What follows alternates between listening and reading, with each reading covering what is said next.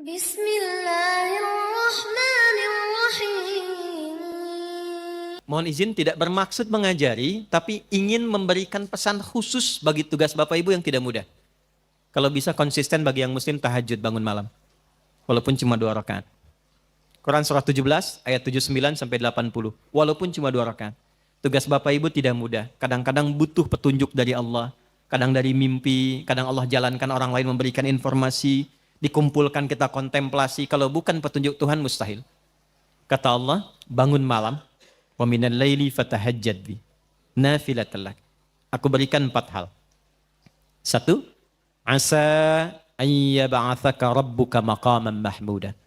Kalau engkau konsisten, aku bimbing karirmu ke tempat kedudukan terbaik dan terhormat yang orang lain memuliakannya. Kan ada orang dapat posisi tinggi tapi orang lain belum tentu respect kan? Kalau Tuhan sudah respect, siapa yang bisa mencegah orang lain untuk merendahkannya? Bangun konektivitas itu, kata Allah, aku bimbing dia dengan cara terhormat di posisi terbaik dan orang semua hormat. 2, ini yang mahal. Wa qur rabbi adkhilni mudkhala sidqin. Akan dibimbing menjalani kegiatannya dengan cara yang terbaik. 3, wa akhrijni mukhrajas sidqin. Kalau ada persoalan, aku berikan solusi dengan cara yang paling terbaik. Yang keempat yang paling dibutuhkan. Wa ja'alli min ladunka sultanan nasira. Kalau ada yang usil dengan jabatannya pun. Ingin menjahili, menyingkirkan, menyungkurkan. Ini fitrah kata Quran. Semakin tinggi jabatan, semakin besar tantangan. Kata Allah, aku yang akan langsung menolong hambaku itu. Allah yang langsung menolongnya tanpa perantara siapapun. 4. Yang terakhir saya tutup. Ada ketakwaan sosial. Hubungan dengan kita semua.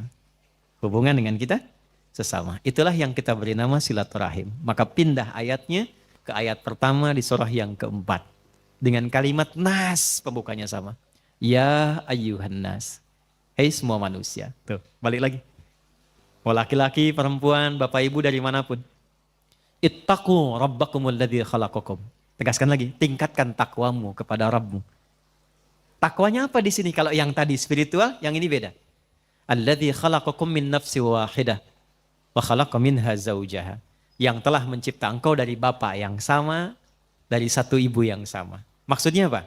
Kalaupun kita beda keyakinan, membangun hubungan baik dengan sosial, setidaknya samakan di satu persepsi berasal dari bapak yang sama, Adam alaihissalam.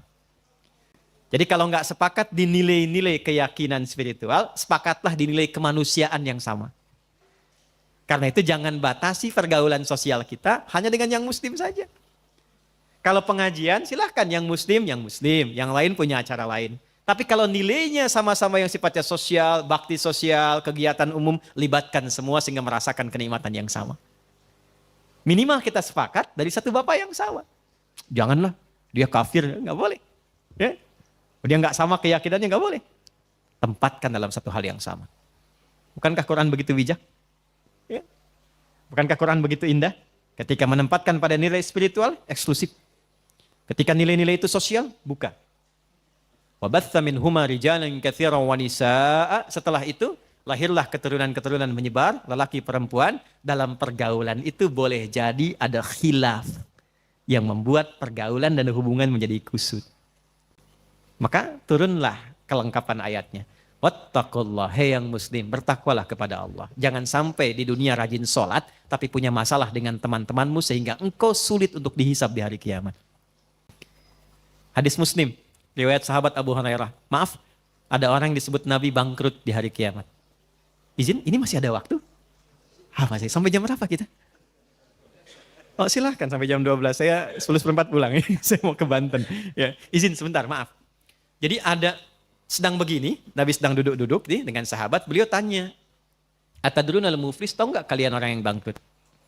Satu sahabat jawab, al-muflisu fina ma la dirham lahu wa la mata'. Ya Rasulullah, orang bangkrut menurut kami, orang yang sudah tidak punya aset sedikit pun, tidak punya uang 1 sen pun. Teori ekonominya pas, benar secara ekonomi. Perhatikan jawaban Nabi. Maaf, yang mengaku umatnya Nabi Muhammad, tolong highlight ini. Al-muflisu min ummati. Orang yang bangkrut di akhirat dari kalangan yang mengaku umatku itu. Nabi tidak mengatakan umatnya Musa, umatnya Isa, tapi ada yang mengatakan umatnya Nabi Muhammad. Ya'ti yaumal qiyamati bi salatin. Dia datang di hari kiamat dengan pahala rajin sholat. Jadi sholatnya rajin. Tahajud, dia sholat sunnah duha dan sebagainya. Wasyamin, rajin puasa sunnah. Hati-hati Pak Adeng nih, sedang puasa sunnah nih. Rajin puasa, bukan Ramadan saja, puasa sunnah, puasa. Senin, Kamis, Ayyamul Bid, puasa Syawal. Wa zakatin, gak telat zakat. Bahkan disiapkan sebelum waktunya. Kemudian dia sholat, dia puasa, zakat, mungkin juga haji dan umrah. Cuma sayang, wa ya'ti qad syatama hadza. Tapi lisannya gatal cela orang. Senang mencela. Ya, mencela itu sekarang lisan turun ke tangan tuh. Turun ke tangan. Ada ayatnya, al-yauma nakhtimu ala afwahim wa tukallimuna aydihim. Sekarang itu ayat Yasin itu berlaku. Kadang orang mencela, lisannya diam tapi tangannya itu komen. Hah? Tangannya komen kan? Sudah mulai sekarang ya. Tinggalnya di Singaparna tapi statusnya nyampe Singapura kan? Hah? Tungguin gitu kan? Dan terlibat di situ. Itu pembuktian terbaik sekarang, muncul sekarang. Dan masalah paling banyak kan sekarang Pak ya? ITE yang banyak diadili itu. Ya. Wa qadzafa hadza, suka nuduh dengan bukti yang tidak ada. Maaf, wa daraba hadza, senang berkelahi. Puncaknya wasafaka dama hadza. Ada yang menumpahkan darah, membawa nama agama dengan jalan yang tidak benar. Tembak sana, bom sana, dor, Allahu Akbar, Allahu Akbar. Dan itu oleh Nabi jauh-jauh diingatkan. Hati-hati Pak, kalau ada aliran yang sedikit-sedikit lukai orang, menghukumi orang sekenanya, kata Nabi hati-hati. Karena kita itu sudah lengkap sekali aturannya, pakemnya sudah jelas. Ya. Jadi saya pernah sampaikan di beberapa kesempatan, waktu bom di Jalan Tamrin tuh, izin Pak Dirjen, teman-teman, Bapak Ibu. Itu saya sedang di Lampung, 2 orang ledak. Itu pertanyaan pertama langsung bertanya, Ustadz, apakah bom di Jalan Tamrin termasuk jihad fisabilillah? Saya bilang dengan sederhana sekali, Pak, sependek pengetahuan saya, jihad fisabilillah itu jihad di jalan Allah, bukan di Jalan Tamrin. Tapi itu pembuktian terbaik dari apa yang Nabi sampaikan dulu. Nah orang-orang ini ketika pulang, ini spiritnya, hukum positifnya supaya kita koreksi diri, jangan sampai terjadi. Nanti tu'khadhu hadza min hasanati wa hadza min hasanati. Yang baiknya akan ditimbang karena Allah adil, tapi untuk nutup yang buruknya. Jadi kalau ada orang sholat, senang sekali usil pada orang dengan lisannya, dia caci maki orang, pahala sholatnya diberikan pada yang dicaci itu.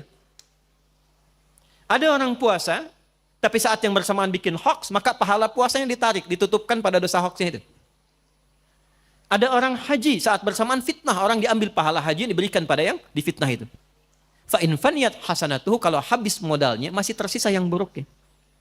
Pernah mencela orang, ini habis modalnya. Maka itu yang disebut dengan bangkrut. Faturiha finnar, dilemparkan ke neraka dulu untuk dicuci. Maka apa yang harus dilakukan saat masih hidup sebelum wafat? Wattaqullaha alladzi tasaaluna bihi wal arham. Maka kata Allah dipesankan, bertakwalah engkau yang telah beriman, yang muslim. Jangan sampai pulang punya persoalan. Kumpul dengan teman-temanmu, lihat keluargamu, anak istrimu, tetanggamu, teman-temanmu di kantor, dalam pekerjaan, maka bangun silaturahim ini. Dan ketika membangun silaturahim itu, ayatnya tidak menggunakan amanu, tapi nas. Karena boleh jadi, perilaku yang tidak baik dilakukan itu bukan hanya pada orang Islam, mungkin pada non-muslim juga. Teman-teman yang hadir saat ini, atau tersambung hybrid yang non-muslim, ingat ya, kalau ada orang Islam mencela non-muslim pun dia tetap berdosa. Itulah indahnya Islam. Akhlak sosial itu dihitung merata oleh Allah. Jangan dikira selesai, tidak. Ya, di era Nabi pun orang yang tidak menghormati hak orang lain itu dikecam oleh Nabi. Sekalipun objeknya Nasrani atau Yahudi. Untuk menunjukkan keadilan dalam Islam, sistemnya adalah komprehensif untuk semua. Saya tutup dengan sebuah kisah, bagaimana mengoptimalkan takwa yang terkait dengan kehidupan kita yang beragam dan dinamis. Imam Hasan al-Basri, di akhir kisah kami, tinggal di apartemen yang sederhana. Rumah susun sebetulnya. Bagian bawah, di atasnya Nasrani. Ternyata toilet yang di atas ini, pas tepat di bawahnya itu kamarnya Imam Hasan al-Basri. Imam Hasan al-Basri itu orang soleh, ahli fikih, ahli Quran, ketaatannya luar biasa, dekat dengan Allah, sering mimpi ketemu Nabi. Toilet di atas bocor Pak. Langsung ke bawah, di sampingnya tempat tidur beliau. Saya tanya dulu ya, kalau Bapak Ibu dalam posisi itu kira-kira bagaimana? Keluar, ingatkan tetangga ya. Ini levelnya agak tinggi, ini takwa yang tinggi, yang memang agak sulit menirunya, tapi kita bisa mencari cara lain yang terbaik. Beliau tidak pernah mengingatkan dan menegur tetangganya, tapi mencari solusi untuk menenangkan dirinya. Ambil ember, ditadahi di bawahnya. Setiap kali penuh, buang, ganti lagi, buang, ganti lagi. Ini kisah nyata, satu kali sakit. Nah, sakit tidak keluar, tetangga tahu. Yang Nasrani ini jenguk. Bagaimana ini kisahnya, kok beda keyakinan masih mau jenguk? Kalau tidak membangun hubungan baik, mustahil bisa turun menjenguk. Imam besar loh. Turun ke bawah, dijenguk. Begitu dibuka, akan dipersilahkan masuk kamar. Kaget yang tetangga Nasrani ini, bukan karena sakitnya Imam Hasan, tapi karena bocornya yang di atas yang beliau tahu itu dari tempatnya. Maka saking kagetnya beliau bertanya, "Yal Imam, mahadha?" Imam, apa ini katanya kan? Jawabnya ringan sekali, hadhi fajwah, ini tuh bocor. Ini bocor. Kenapa Anda nggak bilang katanya kan? Apa jawabannya? Kalau saya bisa tangani sendiri, kenapa mesti merepotkan tetangga? Sudah berapa lama ini terjadi? 20 tahun. 20 tahun. Tidak pernah diminta masuk Islam, tidak banyak ceramah tentang kemuliaan Islam, tidak pernah meminta masuk Islam lah begini begitu, tidak. Jatuh tersungkur mengatakan asyhadu an la ilaha illallah asyhadu anna Muhammadar Rasulullah. Intinya bukan pada seseorang mesti berislam atau tidak berislam, karena Allah pun melarang seseorang memaksa. Orang yang maksa orang lain masuk Islam itu dihukumi dosa. La ikraha fiddin. Tapi orang Islam diminta menampilkan akhlak terbaik sehingga siapapun mengenal inilah real muslim itu seperti ini. Jadi saya mohon, Anda adalah hakim yang muslimah, tunjukkan bahwa Anda seorang muslim. Muslim tidak korupsi, muslim tidak menipu, muslim tidak berdusta, muslim disiplin, muslim sabar, dan muslim berperilaku baik kepada sesamanya. Jaga itu, karena kehormatan itu yang akan kita bawa di hadapan Allah saat dihisab.